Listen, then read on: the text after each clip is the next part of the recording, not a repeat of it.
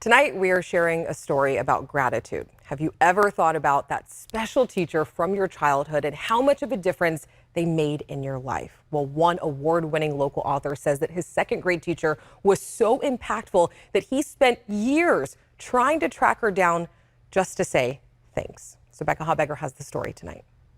You know, I came to the States, I was about a year and a half. Jamil Kochai immigrated to West Sacramento from Pakistan, the young son of Afghan refugees. So I grew up in the States, but the thing is I grew up in a household filled with Afghan women who exclusively spoke Pashto and Farsi. So I didn't actually have an encounter really with the English language until I entered kindergarten. The first couple of years at what was then Alice Norman Elementary School in West Sacramento were especially hard for him. I think my teacher at the time didn't have a lot of experience with second language speakers. There was a few times I remember where I got punished for not understanding his instructions or not obeying him. I remember being very afraid that I was going to get something wrong or that I wasn't going to understand something. But then came his second grade teacher, Mrs. Lung. It was a complete turnaround for me. I recall having these after-school sessions with Mrs. Lung, and just the care and the kindness and the patience with which she was treating me while going over, you know, these reading or writing assignments. It was the first time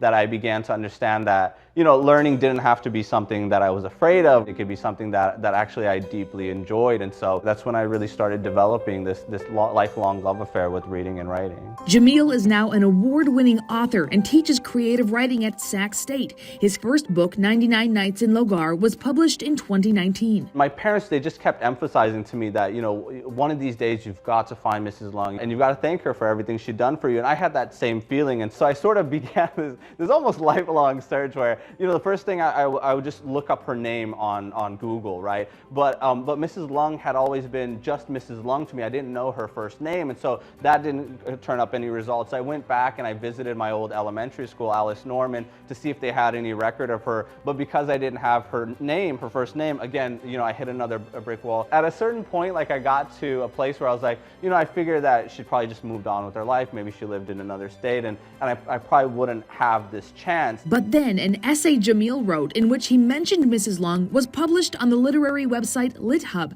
And who would happen to read it but Mrs. Lung's neurologist? She said, well, you're obviously Mrs. Lung and you're a teacher. And she said, I read this article and it was by this young man and he thanked you in this article. And that's where it all started for us to get back together again. Yes, Mrs. Lung, who lives in Elk Grove with her husband Alan, reconnected with Jamil over Facebook, then by phone, and finally back in August, the two reunited in person at a book signing event in Davis. I gave her a big hug, and it's something I've been waiting to do for 20 plus years. It was a really special moment. It almost felt like like 7-year-old Jamil again getting to see his teacher. And the fact that they were looking all that time was incredible to me. It means everything to me to know how Jamil is living his life and being just a wonderful human being. They hope their story can be a lesson that reaching out to that teacher from your past is well worth the effort.